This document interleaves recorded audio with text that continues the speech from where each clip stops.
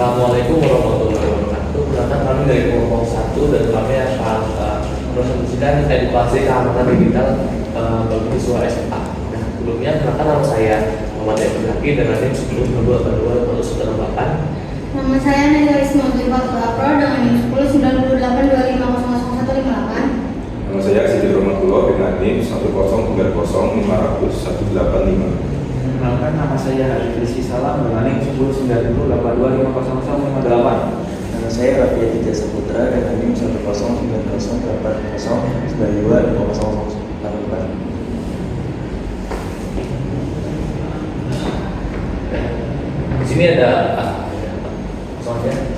empat kriteria poin pertama yaitu struktur risiko digital, edukasi keamanan digital, dan yang terakhir adalah anggaran. Langsung saja kita struktur efeknya. Di sini ada tiga kan. Yang pertama adalah survei. Jadi klasiknya itu adalah bagian yang verifikasi, mencari dan kemudian dites melalui publik melalui browser standar. Jadi cara mungkin di Google. Contohnya ada media sosial, terus berita, blog, platform, terus berbagai daring yang akan digunakan sehari-hari biasanya gitu. Terus manfaatnya juga dari sumber informasi, sarana informasi, media hiburan, dan platform pembelajaran yang mudah diakses.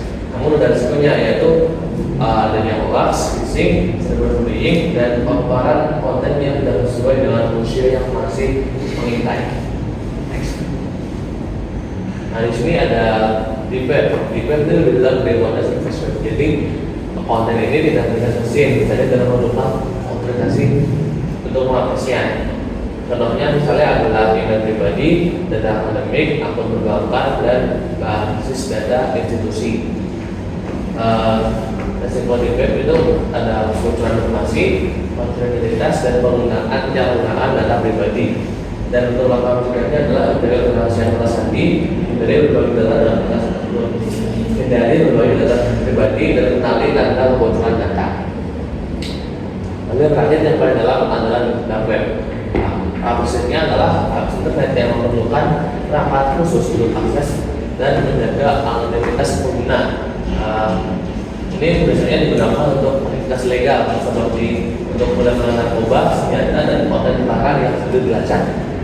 Resikonya adalah paparan berbahaya, penipuan, aktivitas kriminal yang berdampak pada hukum dan psikologi siswa.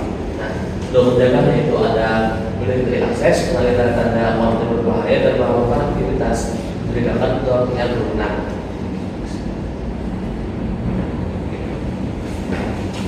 Oke, yang kedua di sini ada resiko digital.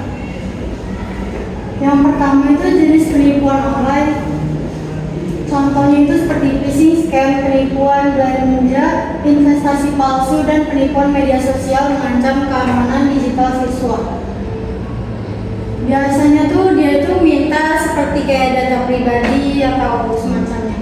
Yang kedua itu tanda penipuan, tawarannya tuh berlebihan, ya permintaan data pribadi, tekanan waktu, kesalahan bahasa, dan URL mencurigakan menandakan penipuan. Yang ketiga itu cara pencegahannya, yaitu verifikasi sumber, hindari klik sembarangan, dan gunakan autentikasi ganda, perbarui perangkat, dan laporkan aktivitas yang mencurigakan kepada platform tersebut. Selanjutnya ada perundungan cyber. Ada tiga bentuk perundungannya dan dampaknya dan pencegahannya. Bentuknya itu intimidasi, penghinaan, dan penyebaran konten pribadi tanpa izin di platform atau online, seperti menyebarkan foto video kayak gitu.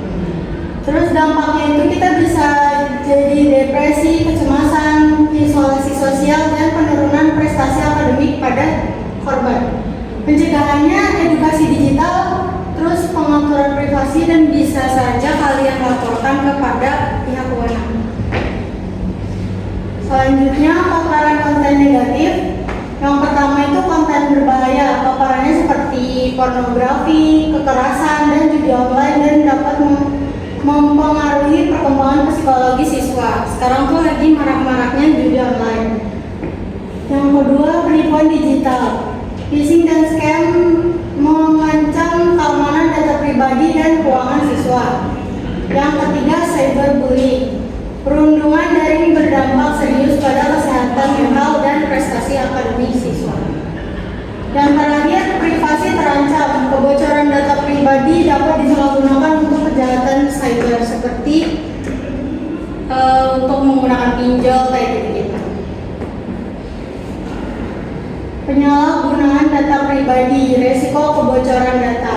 Sekarang banyak nomor yang di SMS atau di telepon pinjol itu salah satu contoh nomor yang udah bocor datanya. Terus yang selanjutnya ancaman privasi, data pribadi dapat diperjualbelikan tanpa izin di dark web. Selanjutnya pencurian identitas, penyalahgunaan data untuk mengakses akun dan melakukan transaksi ilegal. Seperti itu, sama aja seperti pinjol. Langkah pencegahannya itu gunakan kata sandi kuat dan batasi informasi yang dibagikan online. Pilih-pilih untuk mengeklik atau mencari informasi yang benar.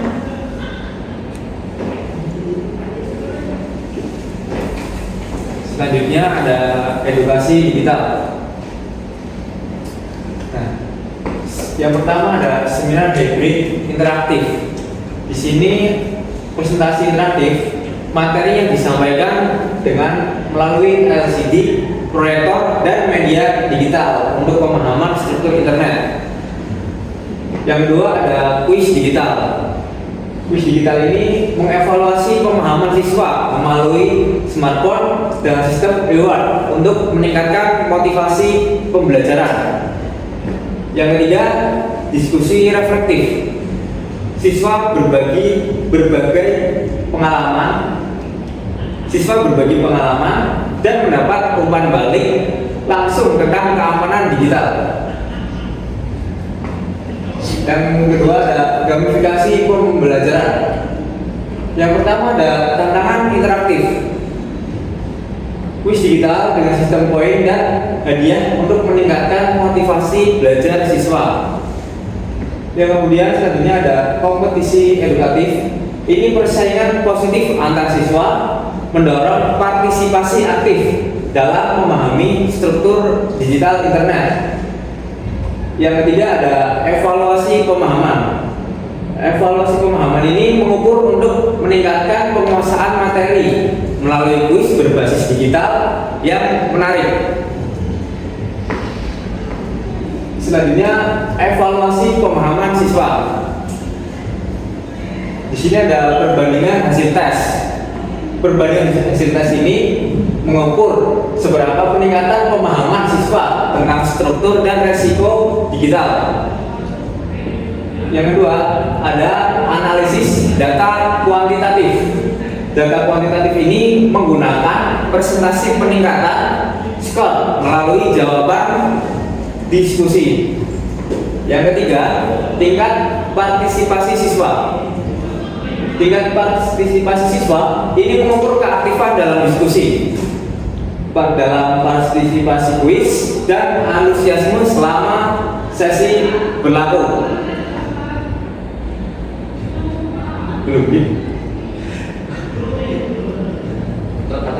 Nomor 4, di sini ada efektivitas metode pembelajaran.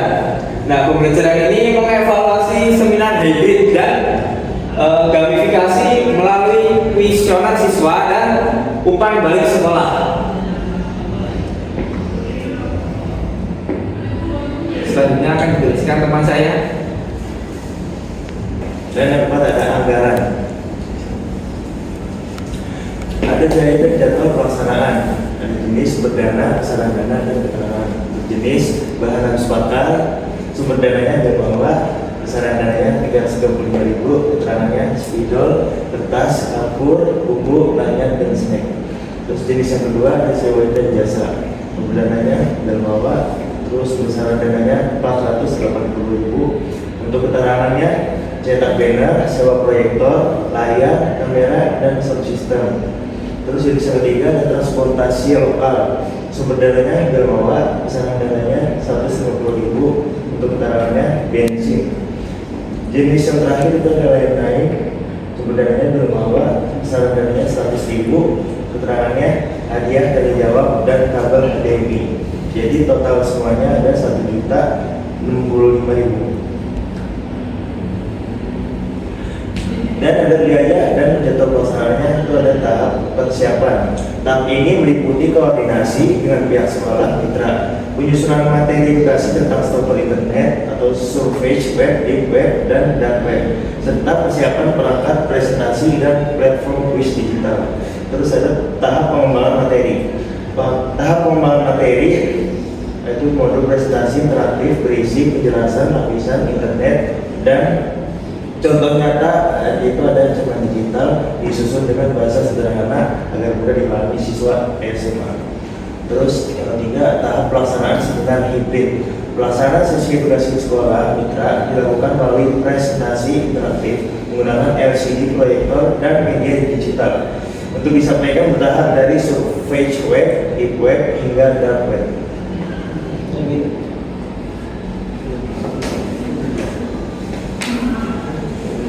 Lalu untuk yang selanjutnya ada tahap implementasi gamifikasi. Pelaksanaan kuis berbasis digital dapat diakses melalui smartphone atau komputer. Dilengkapi sistem poin dan reward untuk meningkatkan motivasi belajar dan kompetisi edukasi berbasis siswa. Selanjutnya, tahap evaluasi dan umpan balik. Pengumpulan hasil kuis dan post-test untuk mengukur pemahaman siswa, dilanjutkan diskusi, refleksi, serta umpan balik dari siswa dan pembimbingan praktik keamanan digital. Yang terakhir, tahap penyusunan laporan, dokumentasi kegiatan, analisis pre-test dan post-test, serta penyusunan laporan kemajuan dan akhir program. Yang terakhir adalah berlanjutan program. Poin pertama itu materi edukasi dan presentasi diunggah ke platform digital untuk akses mandiri siswa.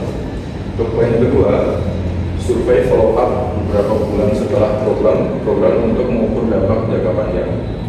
Untuk poin yang terakhir, pembaruan materi secara berkala sesuai perkembangan ancaman digital dan teknologi internet.